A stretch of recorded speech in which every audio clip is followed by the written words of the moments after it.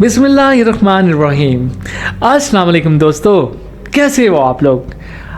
उम्र अय्यार जिसके कारनामे और जिसकी हैरत अंगेज और अनोखी यादगार कहानियाँ आप तक पहुँचा रहा हूँ। आज जिस कहानी का जिक्र करेंगे वो है एक ऐसी जंग जो उम्र अय्यार ने मक्कार शहजादी के साथ लड़ी और उसकी मक्कारी को अपनी अय्यारी के साथ ऐसे कमाल से उसको हराया कि ये तो पढ़ के और सुन के आपको मजा आएगा। शुरू करते हैं। उम्र अय्यार की आंख खुली तो बेख्तियार चूक कर उठ बैठा। उसके चेहरे पर बेपनाह हैरत थी। वो आंखें फाड़ कर हैरत से इधर उधर देख रहा था। उसने दोनों हाथों से बेख्तियार अपनी आंखें मली और एक बार फिर आंखें फाड़ फाड़ कर देखने लगा। क्या मतलब, ये मैं कहाँ आ गया हूँ? ये कौन सी जगह है? उम्रू ने हैरत भरे लहजे में बुड़बुड़ाते हुए कहा। वो एक इंतहाई आरामदाह और शाहाना अंदाज के बिस्तर पर बैठा हुआ था। कमरे की सजावट भी इंतहाई शाहाना अंदाज की थी। सजावट देखकर उसे यूं महसूस हो रहा था जैसे वो शाही महल में मौजूद हो। उसने बेख्तियार अपने बाजू पर चुटकी भरी क्योंकि उसे अचानक ख्याल आया था कि कहीं वो ख्वाब तो नहीं देख रहा। लेकिन जब चुटकी भरने से उसे तकलीफ महसूस हुई तो उसने बेख्तियार होंठ बींच लिए क्योंकि अब उसे यकीन आ गया था कि वो ख्वाब नहीं देख रहा। लेकिन उसे हैरत इस बात पर हो रही थी कि वो तो घोड़े पर सवार वापस अपने मुल्क जा रहा था और रास्ते में पड़ने वाली सराय उस वहां पे जाके सो गया था। लेकिन अब उसकी आंख खुली तो वो इस शाहाना अंदाज में सजी हुई ख्वाबगाह में इंतहाई शानदार बिस्तर पर सोया हुआ था। उसने अपने लिबास पर निगाह दौड़ाई तो उसे यह देखकर इत्मीनान हो गया कि वो अपने ही लिबास में था। उसके सर पर पगड़ी भी मौजूद थी और बगल में जंबील भी। उम्र की आदत थी कि वो जब भी किसी सराय में सोता था तो जंबील को अपनी बगल में रख के सोता था क्योंकि उसे मालूम था कि सराय में चोरियां बहुत होती हैं, इसलिए उसकी जंबील भी चोरी हो सकती थी। अभी वो ये सब कुछ देख ही रहा था कि कमरे का दरवाज़ा खुला और एक इंतहाई खूबसूरत लड़की जिसके जिस्म पर इंतहाई शानदार लिबास था अंदर दाखिल हुई। कनीज शहजादा उम्रू की खिदमत में सलाम अर्ज करती है। लड़की ने उम्रू के सामने पहुंचकर अदब से सर झुकाते हुए कहा। शहजादा उम्रू? क्या मतलब, मैं कैसे शहजादा हो गया? मैं तो ख्वाजा उम्रू हूँ और मैं तो रात को सराय में सोया हुआ था। फिर मैं यहाँ कैसे आ गया? ये कौन सी जगह है और तुम कौन हो? उम्रू ने इंतहाई हैरत भरे लहजे में कहा। ये मुल्क सिस्तान है। इस मुल्क के बादशाह की इकलौती बेटी शहजादी जरनगार है और शहजादी जरनगार आपको बेहद पसंद करती है। वो आपके कारनामों की दीवानी है। उन्होंने बादशाह सलामत से जिद कर रखी थी कि अगर वो शादी करेंगी तो सिर्फ आपसे। बादशाह सलामत ने शहजादी हजूर की जिद पर उन्हें आपसे शादी की इजाजत दे दी है, लेकिन ये शर्त रख दी है कि आपको शहजादा उम्रू कहा जाएगा। अब शहजादी साहबा को आपका इंतजार था। फिर उन्हें मालूम हुआ कि आप सराय में आकर ठहरे हैं तो उन्होंने अपने गुलामों को हुक्म दिया कि आपको इस तरह शाही महल में लाया जाए कि आपकी नींद ना खराब हो। चुनांचे आपको नींद की हालत में यहाँ लाया गया है और अब सुबह हो गई है। शहजादी साहबा आपसे मिलना चाहती हैं ताकि आपकी रजामंदी हासिल करके आपसे शादी का ऐलान कर सकें। और ये भी बता दूं कि मैं शहजादी साहबा की खास कनीज हूँ। मेरा नाम गुलनार है। शहजादी हजूर शाह ने कहा है कि अगर आप उनसे शादी पर रजामंद हो जाएं तो शादी के बाद आपको मुल्क सिस्तान का बादशाह बना दिया जाएगा और मुल्क सिस्तान का सारा खजाना आपको तोहफे में दे दिया जाएगा। उन्होंने पेशगी आपके लिए ये थैली भिजवाई है जो इंतहाई कीमती हीरे जवाहरात से भरी हुई है। कनीज ने तफसील बताते हुए कहा और कमर से बंधी हुई एक थैली निकालकर उसने बड़े मोदबाना अंदाज में उम्रू को पेश कर दी। उम्रू ने इंतहाई मुसर्रत भरे अंदाज में थैली को झपट लिया और उसे खोल कर देखने लगा। उसमें वाकई इंतहाई कीमती हीरे जवाहरात भरे हुए थे। खुशी से उसकी बेख्तियार बाछें खिल गईं। उसके जहन में मुल्क सिस्तान का बादशाह बनने का तस्वर घूम गया। मैं शहजादी से शादी के लिए तैयार हूँ और अभी इसी वक्त तैयार हूँ, उम्र यार ने जल्दी से बिस्तर से उतरते हुए कहा। आइए फिर शहजादी हुजूर से मिल लीजिए ताकि आपकी फौरी शादी का इंतजाम किया जा सके, कनीज ने कहा और वापस दरवाजे की तरफ मुड़ गई। उमरू ने जल्दी से थैली अपनी जंबील में डाली और बिस्तर से उतरकर नीचे पड़ी हुई जूतियां पहनी और जल्दी से कनीज के पीछे पीछे दरवाजे की तरफ बढ़ गया। बाहर एक राहदारी थी जिसमें जगह जगह मुसल्लह गुलाम खड़े हुए थे। उमरू जैसे ही उनके करीब से गुजरता वो शहजादा उमरू को सलाम कहकर अदब से झुक जाते और ख्वाजा उमरू अपना चिड़िया जैसा सीना फुलाने की कोशिश करता हुआ आगे बढ़ जाता। उसका दिमाग हवाओं में उड़ने लग गया था। वो अभी से अपने आप को मुल्क सिस्तान का बादशाह समझने लग गया था। उसकी गुलहरी की दुमों की तरह लटकी हुई मूछें खुद ब खुद फुड़फुड़ाने लग गई थीं। राहदारी के इख्तिताम पर एक वसी और अरीज सेहन था जिसके आखिर में बाहर जाने का दरवाज़ा था। कनीज इस सेहन से गुजरकर दरवाजे की तरफ बढ़ी चली जा रही थी, इसलिए उमरू को भी इसके पीछे पीछे जाना पड़ रहा था। ये तुम कहाँ जा रही हो कनीज गुलनार? क्या शहजादी महल से बाहर मौजूद हैं?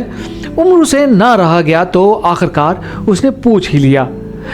ये तो शाही मेहमान खाना है शहजादा उमरू हजूर। शहजादी साहबा तो यहाँ से कुछ दूर अपने महल में रहती हैं, कनीज ने जवाब दिया और उमरू अय्यार ने इस बात पर सर हिला दिया। बाहर निकलकर वो आगे बढ़ा तो उमरू को कुछ ही दूर एक सफ़ेद रंग का खूबसूरत महल नजर आया।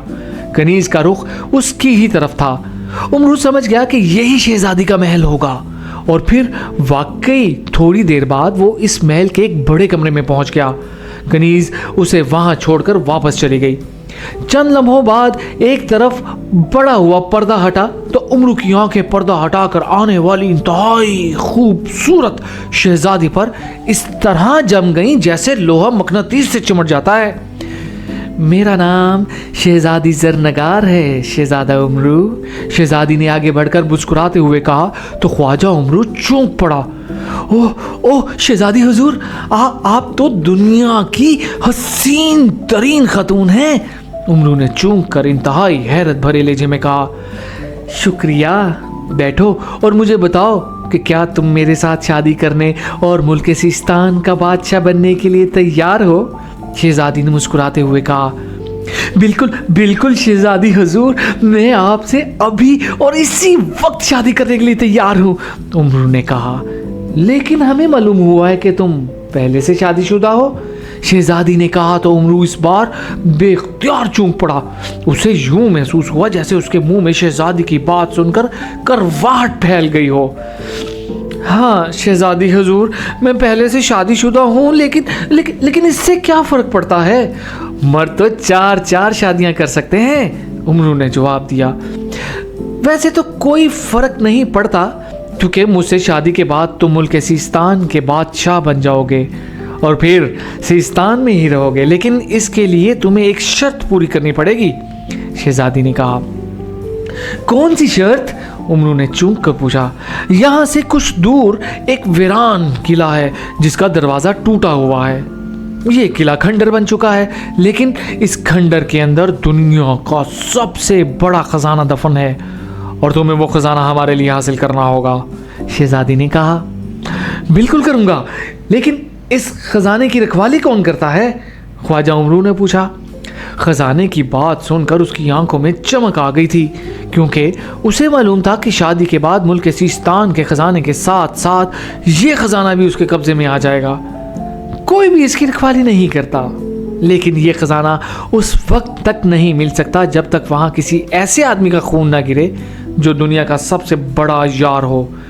मेरा मतलब सिर्फ खून के चंद कतरों से है और ये कतरे सिर्फ किले के टूटे हुए दरवाजे से गुजरते हुए वहां जमीन पर डालना पड़ेंगे, फिर ये खजाना खुद ब खुद उभर कर सामने आ जाएगा। और चूंकि तुम दुनिया के सबसे बड़े अय्यार हो, इसलिए तुम वहां जाओ और दरवाजे पर रुककर अपने खून के चंद कतरे जमीन पर डालो और इस तरह खजाना बाहर आ जाएगा और फिर मैं तुमसे शादी कर लूंगी और तुम मुल्क सिस्तान के बादशाह बन जाओगे, शहजादी ने कहा। लेकिन खून? किस जगह का खून? उमरू ने डरते डरते कहा। खून का सुनकर उसकी सांस रुकने लगी थी। अरे अरे घबराओ नहीं, तुम्हारी गर्दन के पिछले हिस्से पर मेरा गुलाम जरा सा चीरा डालेगा और खून के कतरे निकाल कर उन्हें दरवाजे पे डाल देगा, शहजादी ने कहा। लेकिन कहीं वो मेरी गर्दन ही ना उड़ा दे, नहीं शहजादी, ये काम खतरनाक है, तुम इस खजाने का ख्याल छोड़ दो, उमरू ने कहा। तो फिर मैं तुमसे शादी ही नहीं करूंगी, शहजादी ने रूठते हुए कहा। अच्छा अच्छा ठीक है, चलो मैं तैयार हूँ, उमरू ने कहा। तो शहजादी उठ खड़ी हुई, उसने जोर से ताली बजाई तो कमरे में एक गुलाम हाजिर हो गया। वो बड़ा द्यो हैकल किस्म का गुलाम था। उसके सर पर भी उमरू जैसी बड़ी पगड़ी थी, लेकिन ये सुर्ख रंग की पगड़ी थी। उसके कानों में बड़े बड़े बाले थे। उसने हाथ में खौफनाक तलवार पकड़ी हुई थी। उमरू को साथ ले जाओ याकूत, और जब उमरू किले के दरवाजे पर खड़ा हो जाए तो तुम अपनी तलवार की नोक से इसकी गर्दन के पिछले हिस्से पर छोटा सा चीरा डालकर खून के चंद कतरे निकालना और फिर उन्हें जमीन पर डाल देना, शहजादी ने गुलाम को हदायत देते हुए कहा। हुक्म की तामील होगी शहजादी हजूर, गुलाम ने सर झुकाकर कहा। तो उमरू उस गुलाम के साथ चल पड़ा। वैसे उसका दिल धक धक कर रहा था, क्योंकि बात बहरहाल खून की थी और गुलाम की खौफनाक शक्ल, उसकी खौफनाक तलवार से उसे खौफ आ रहा था। शहजादी के महल से निकलकर वो आगे क्या आ गया तो वाकई कुछ फासले पर एक पुराना और टूटा हुआ खंडरनुमा किला मौजूद था, जिसका दरवाजा भी टूटा हुआ था।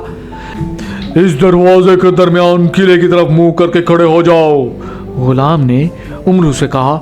और उमरू आगे बढ़ा और टूटे हुए दरवाजे के दरमियान खड़ा हो गया, लेकिन उसके चेहरे पर खौफ था। अचानक उसे अपने पीछे गुलाम की खौफनाक चीख सुनाई दी तो उमरू बेख्तियार तेजी से मुड़ा। दूसरे लम्हे वो यकलख्त उछल कर एक तरफ हट गया, क्योंकि उसने देखा था कि गुलाम के चेहरे पर वहशत थी और वो पूरी कुव्वत से तलवार हवा में लहराता हुआ उस पर हमला करने ही वाला था। लेकिन उमरू के अचानक उछल जाने से उसका वार खाली चला गया। उमरू ने बिजली की सी तेजी से जंबील में से जाले अलियासी निकाला और फिर इससे पहले कि गुलाम संभलता, उमरू ने उसे जाले अलियासी में जकड़ लिया। फिर उमरू ने खंजर सुलेमानी निकाल कर गुलाम को धमकाया तो उसने बताया कि शहजादी ने ये सारी चाल इसलिए खेली है कि तुम्हारी गर्दन काट कर तुम्हारा खून यहाँ दरवाजे पर फेंका जाए, लेकिन तुम्हारी रजामंदी से तभी खजाना मिल सकता था। अब उमरू शहजादी की सारी मक्कारी समझ गया कि वो इसे शादी करने की बजाय सिर्फ उसे कत्ल करके खजाना हासिल करना चाहती थी। उमरू ने जंबील में से तख्ती दाऊदी निकाली और इससे पूछा तो तख्ती दाऊदी पर तहरीर उबर आई कि इस खंडर में कोई खजाना नहीं है। शहजादी को किसी नजूमी ने गलत बताया है, लेकिन शहजादी बहुत ज़िद्दी है। अगर तुम यहाँ से रहे तो वो ज़बरदस्ती भी तुम्हें हलाक करा सकती है, इसलिए फ़ौरन यहाँ से चले जाओ। उमरू ने यह तहरीर पढ़ी तो उसने खंजर सुलेमानी से गुलाम को हलाक कर दिया। जाले अलियासी लपेट कर जंबील में डाला और फिर जंबील में से सुनहरी चप्पलें निकाल कर उसने पहनी और सुनहरी चप्पलों को हुक्म दिया कि वो उसे अपने वतन पे पहुंचा दें।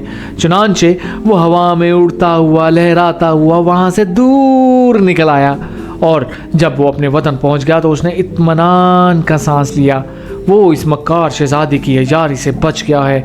अलबत्ता उसने फैसला कर लिया था कि जब भी उसे मौका मिला वो इस शहजादी से इंतकाम ज़रूर लेगा। अलबत्ता उसे ये खुशी थी कि शहजादी की हीरे जवाहरात की थैली उसने हासिल कर ली है।